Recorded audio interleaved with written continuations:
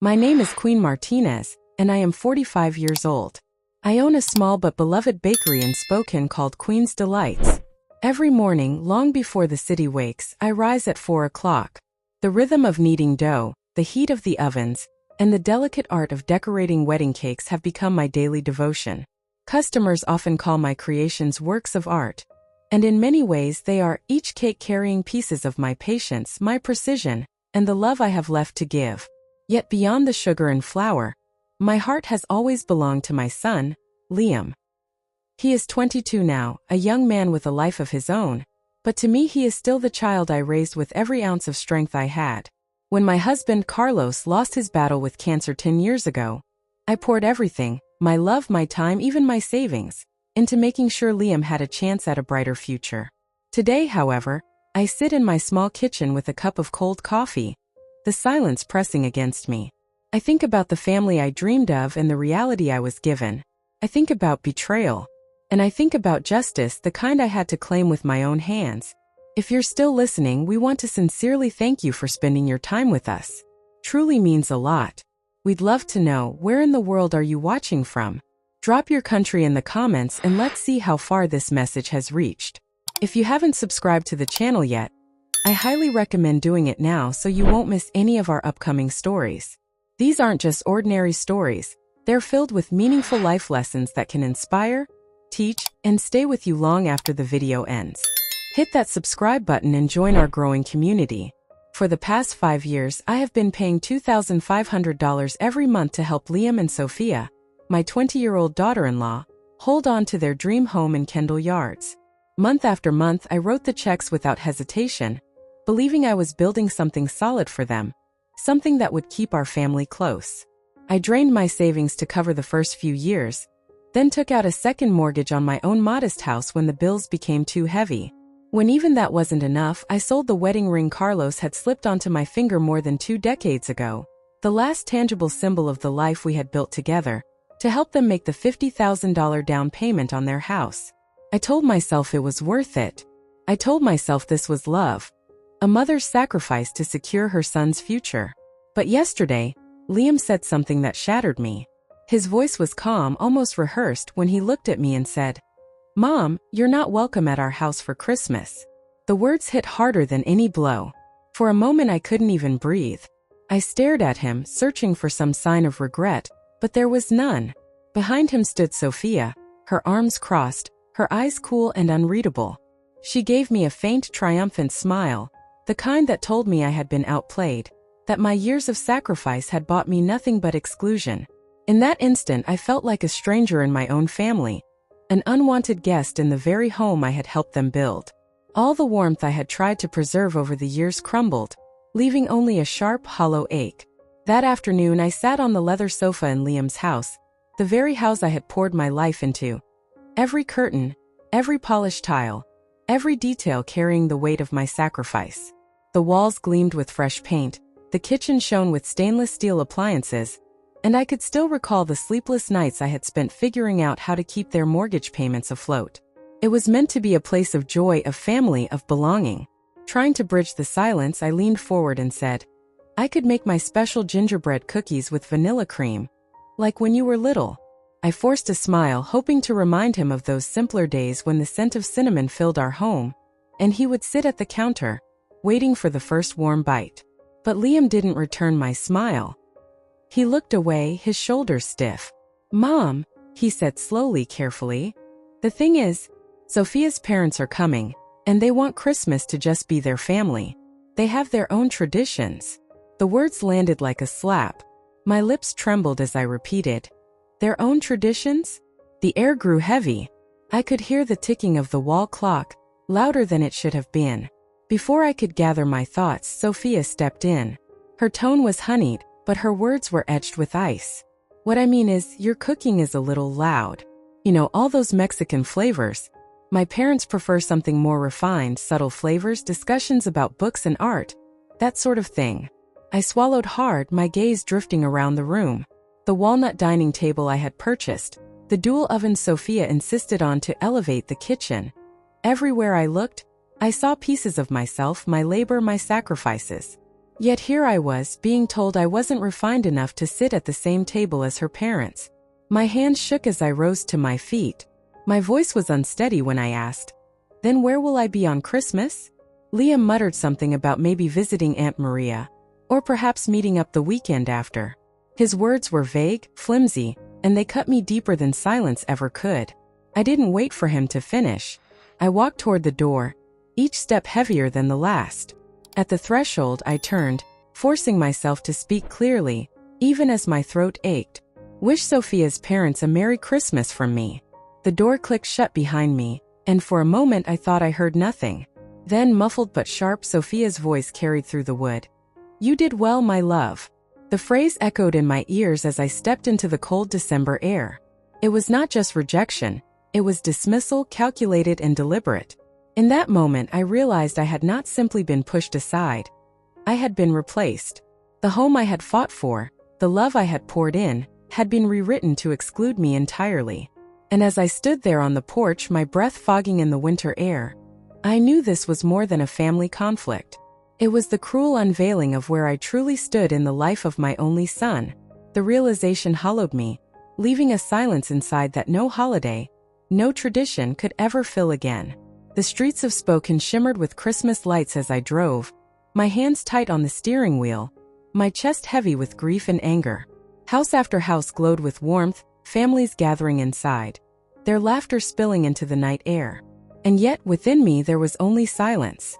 My thoughts drifted back to when Liam was small, his little hand wrapped tightly around mine, his eyes bright with wonder as he tore open Christmas presents by the tree. Those were the days when we were inseparable, when he needed me and no one else. Now he had allowed Sophia and her parents to push me aside, as though I were nothing more than an inconvenience. At a red light, I stopped and glanced to my right. A family was loading brightly wrapped gifts into the trunk of their car. Children's laughter rang out, shrill and joyful. The sound pierced me. That had once been us. Carlos and I with Liam, full of warmth, full of togetherness. Now I was no longer a mother cherished but a wallet, a silent provider stripped of dignity, a machine that gave but was never thanked. The next morning the phone rang. Sophia's voice came through, sharp and commanding, not even veiled with politeness. "Mother Queen, can you pick up my parents at the airport? Their flight from Seattle lands at 3 o'clock this afternoon." Her tone was clipped, as if she were issuing orders to hired help. Before I could answer, she added, "And please wear something presentable. My parents notice these things." My lips pressed into a thin line. Not a word of gratitude, not even the courtesy of asking. Just expectation, demand, as though my role in their lives had been reduced to chauffeur, financier, background figure. I ended the call without replying. The silence on the line was my answer. But inside my mind something shifted. A plan began to form, steady and deliberate. Enough was enough. I could feel the years of sacrifice pressing against my ribs, demanding release. I walked to my desk, slid open a drawer, and pulled out a thick folder stuffed with bank statements and receipts. Page after page, the numbers stared back at me. 5 years of payments, $2,500 each month like clockwork. That alone came to $150,000. On top of that, the $50,000 down payment I had covered, stripping myself of my last keepsake of Carlos by selling our wedding ring. And beyond the raw figures, there were the countless bills I had paid when they needed help, the furniture I had purchased, the repairs I had covered, the groceries I had stocked in their pantry when their own fridge was bare. My sacrifices were ink on paper now, undeniable proof of what I had given. And what had I received in return? Rejection. Exclusion. A cold smile from a woman who looked at me as though I were beneath her. I took a deep breath, my fingers tightening on the folder. The time had come to stop bleeding for people who could not see my worth. With calm determination, I picked up the phone and dialed the bank. After a brief wait, a soft voice answered. "Thank you for calling Spokane Federal. How can I help you today?" "Yes," I said, my voice steady, firmer than I had expected. "I want to cancel an automatic transfer. The $2,500 that's been moving every month into my son Liam's mortgage account. I want it stopped immediately." There was a pause on the line. The clerk's tone carried surprise as she repeated, "Are you certain, Mrs. Martinez? That transfer has been active and consistent for 5 years." I'm certain, I replied without hesitation. Stop it today.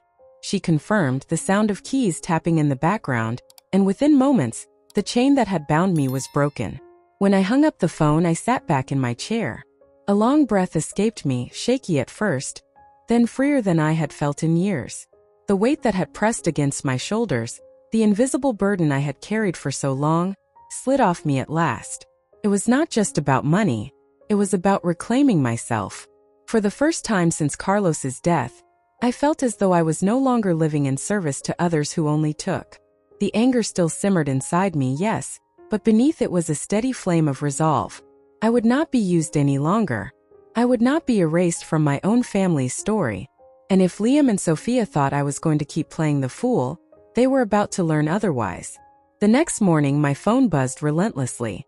One message after another flashed across the screen. Sophia's words were curt, dripping with entitlement. Mother Queen, where are you? My parents are waiting at the airport. I didn't reply. Instead, I tied my apron, dusted the counter with flour, and pressed my hands into a mound of dough. The warmth of the yeast, the resistance of the dough beneath my palms, these were the things that grounded me, that reminded me who I was beyond their demands.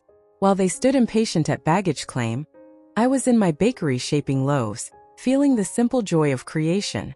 By 4 o'clock, the phone rang again, this time Harold's voice thundering down the line. What kind of stunt are you pulling? We've been standing here for over an hour. I held the receiver in silence for a beat, then set it back down gently. Let them stew. They were perfectly capable of calling a taxi, just as they were perfectly capable of treating me with basic respect. If they chose not to, then they would reap the consequences of their own arrogance. But the ordeal didn't end there. They were not the kind to let slights, real or imagined, slip quietly into the past. 3 days later, I walked into my bakery and froze. A stack of newspapers lay by the door, and on the front of the Spokane Chronicle, my name blared across page 3. The article was venom-wrapped in print. A local editor, an old acquaintance of Harold's, had spun an elaborate tale.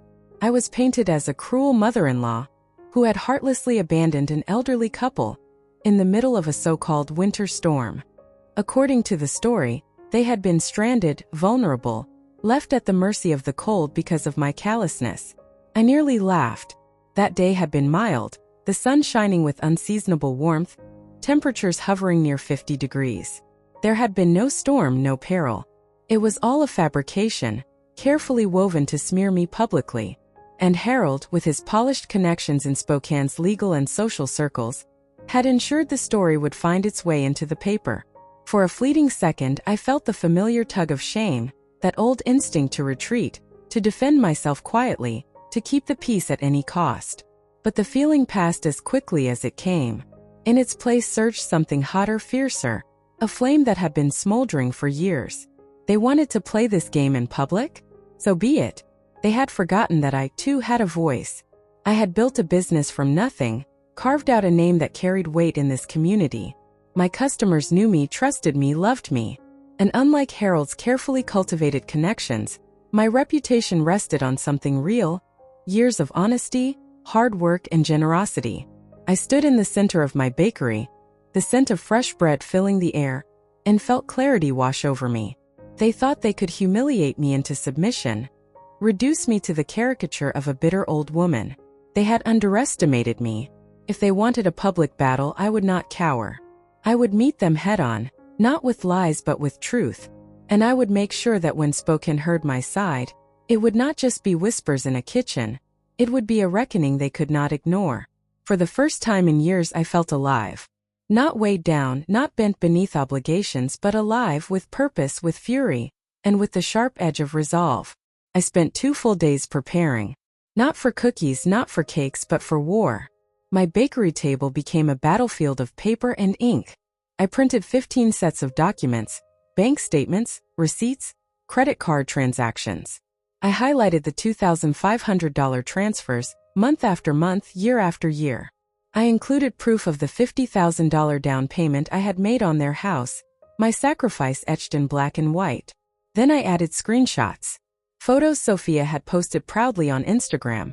A $1,500 designer handbag, Spa retreats, a Hawaiian vacation. All luxuries bought with money siphoned from my veins. I slipped each page into neat binders, 15 copies, one for each guest. On the front page I taped the Spokane Chronicle article, my handwritten notes scrawled across the margins, red ink circling every falsehood. Next to winter storm, I wrote, sunny 50 degrees Fahrenheit. A lie. By Christmas Eve my plan was complete. I chose my favorite red dress, ironed it crisp, and put on makeup with the care of a woman ready for battle. I pinned my hair, dabbed on perfume, and picked up the polished wooden box that carried the evidence. It was time. Liam's house blazed with lights when I arrived. Through the windows I heard laughter, the clink of glasses, the hum of conversation. I didn't knock. My hand turned the handle and I stepped inside. The dining room went silent. 15 faces turned toward me. Neighbors, friends of Sophia's family, strangers to me but witnesses nonetheless. Sophia shot to her feet, her wine glass rattling. Mother Queen, what are you doing here? You need to leave. Now. I smiled, slow and steady, and set the wooden box on the table, right between the carved turkey and the crystal centerpiece. Before I go, I think everyone here deserves to know who paid for this house. For this meal. For this so-called dream. The silence deepened. I opened the box, drew out the binders, and began passing them around. One by one, guests took them, flipping pages with widening eyes. My voice was steady, cutting through the quiet. $150,000 in mortgage payments, $50,000 for the down payment, $20,000 for the kitchen remodel, your dual ovens, your walnut table. All of it from me. And yet, I'm the one told I'm not good enough to sit here. Sophia's face drained of color. She opened her mouth, but I held up the newspaper clipping, slapping it onto the polished wood. And this article, claiming I abandoned an elderly couple in a winter storm? Lies. That day was sunny and warm. They weren't victims. They were manipulators, eager to paint me as a monster while feasting on my labor. Gasps filled the room. A woman near the end of the table whispered, Sophia, is this true? Harold cleared his throat, his voice wobbling. This is a misunderstanding. Family matters don't belong. Don't belong where? I snapped. In the open? In front of witnesses who can see the truth? You dragged me into the papers, Harold. You wanted the public to believe I was cruel. Now they'll know who really is. I turned to Sophia, my eyes locked on hers. You once called my husband Carlos a failure, because he was a plumber. But he was a man of dignity. A man who worked hard and never asked for more than he earned. He had something your family will never understand, honor. Her lips trembled but no words came. The guests shifted, murmuring, their stares heavy with judgment. The laughter that had once filled the house curdled into uneasy silence. I picked up my coat, the room still thick with shock. My voice softened, but it carried. Enjoy your Christmas. You'll need the comfort. Because masks like yours don't stay on forever. Then I walked out, leaving the box open, the evidence exposed. Behind me, chaos erupted. Questions flung at Sophia. Harold's excuses tumbling over themselves. Voices raised in anger and disbelief. As I stepped into the cold night, the chill bit my cheeks, but inside I burned with fierce clarity. For the first time in years I had not been silent. I had not been small. I had taken back my voice, and I had left them to face the ruins of their own lies. 3 months later, the letter arrived like a final verdict. A thin white envelope from the bank, its logo pressed in blue ink. My hands trembled slightly as I slid it open, though I already knew what it would say. Notice of foreclosure. The words felt heavier than the paper itself.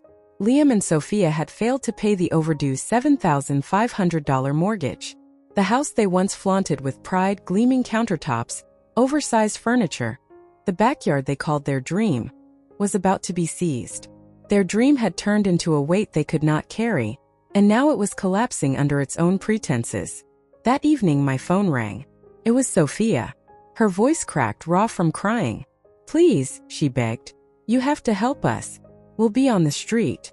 Liam, he can't handle this. I can't handle this. Once her tears might have pierced me, but not anymore. I listened steady as stone, then said softly, I'm sorry, Sophia.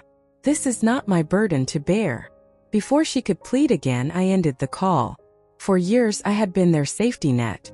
Every crisis, every mistake, every careless indulgence, they had leaned on me, certain I would catch them. This time I stepped aside. If they fell, they would feel the ground themselves. The fallout spread quickly.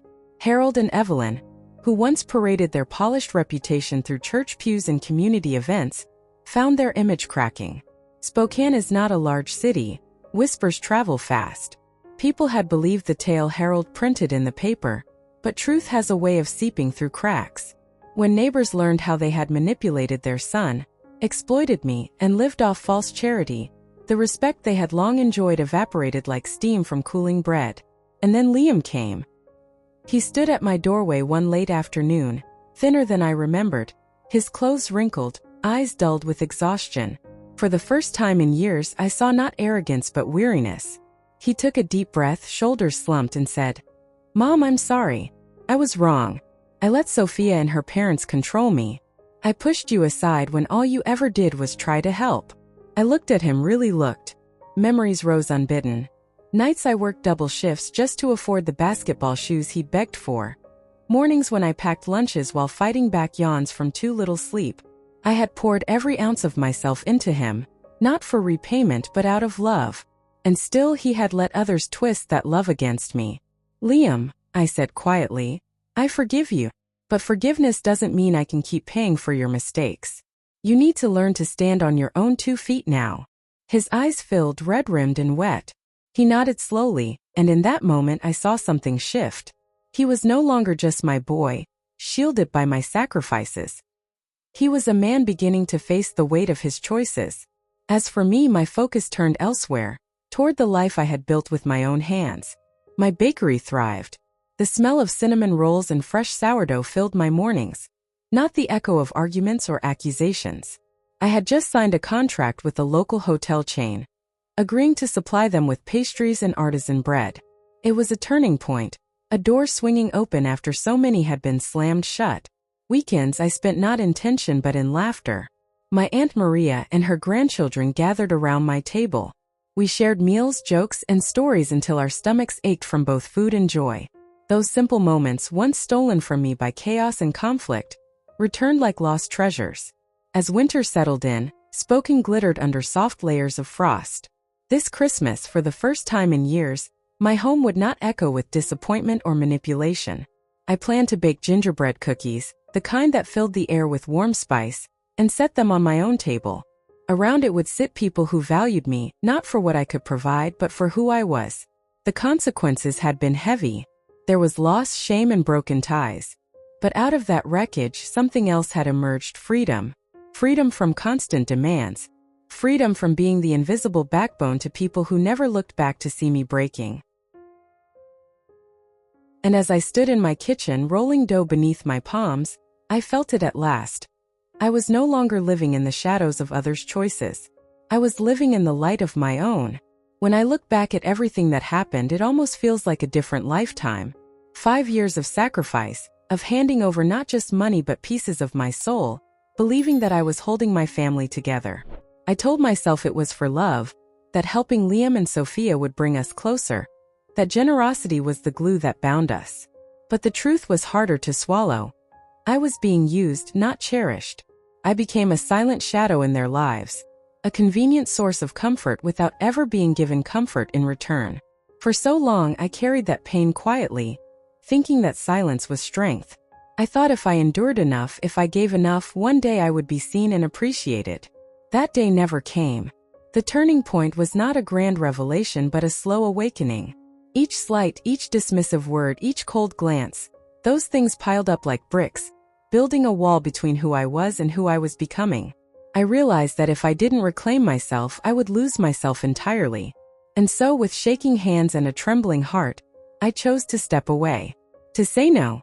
To finally understand that love without respect is not love at all. It is captivity. Freedom did not come easily. It came with guilt, with fear, with endless nights of wondering if I had done the right thing. But slowly, with every sunrise, I found pieces of myself returning. The woman who laughed easily, who found joy in her work, who knew her own worth. She had been buried but not lost. And when I saw her reflection again in the mirror, I knew I was on the right path. These experiences taught me lessons that go beyond my personal story. They are lessons about dignity, about the nature of family, about the courage it takes to walk away from what no longer serves you. They are not lessons I ever wished to learn in such a painful way, but they have shaped me into someone stronger, wiser, and more alive. As I close this chapter of my life, I find myself looking back not with bitterness, but with clarity. Pain has a way of teaching us truths we would never choose, but once learned they reshape the way we live. Through betrayal, loss, and finally freedom, I discovered lessons that I want to share with you. Lessons I hope you carry into your own life. 1. Self-respect is the most precious asset. There were moments when I allowed others to define my worth. Their words cut, their manipulation bruised my spirit. But I realized that self-respect is the one treasure no one can take from you, unless you hand it over. When you know who you are and what you stand for, no one can convince you that you are small. I learned that protecting my dignity was more important than holding on to any relationship built on disrespect. 2. Family is not blood, but respect. I once believed that family ties were unbreakable simply because of shared blood, but true family is measured by how people treat you. Love cannot exist without respect, and kinship without respect is nothing more than chains. The people who truly stood by me were not the ones tied to me by birth, but those who honored my existence. Real family are those who bring peace, not those who demand sacrifices without gratitude. 3. Don't let kindness be exploited. I used to confuse kindness with endless giving. I thought being generous meant never saying no. That belief left me drained, resented, and used. Kindness without boundaries is not kindness. It is self-destruction. Now, I understand that saying no can be an act of love, both for myself and for others. True generosity thrives when it comes from a place of strength, not from being pressured or guilt-tripped. 4. The truth always prevails. There were times when lies overshadowed me, when gossip painted me in colors I did not recognize. It hurt to be misjudged, to see people believe falsehoods. But the truth, though slow, is unshakable. Eventually, it surfaced, and those who doubted me came to see reality. This taught me to hold my ground, to be patient, and to trust that truth has a way of shining through even the darkest clouds. 5. Freedom comes from letting go. Perhaps the hardest lesson of all was learning to let go. I clung to relationships that only caused me pain, hoping for change that never came. The day I chose to walk away, I felt fear, but behind that fear was freedom. Free from manipulation, free from judgment, free from the weight of expectations I could never meet. Letting go is not failure. It is the beginning of living authentically. These 5 lessons are not just words on a page. They are scars that turned into strength, wounds that became wisdom. My story may sound heavy, but in truth, it is a story of liberation. I now live lighter, grounded in self-respect, surrounded by people who genuinely value me. And I want you to know you too have the power to choose freedom over fear, truth over lies, dignity over dependency. If my journey resonated with you, if you found even a fragment of strength within it, I ask you to support this space. Like, share, and subscribe so that I can continue to bring stories from the heart, stories that remind us of who we are, and of the power we hold to rewrite our lives. Leave a comment, share your thoughts, and let's walk this path of truth and resilience together.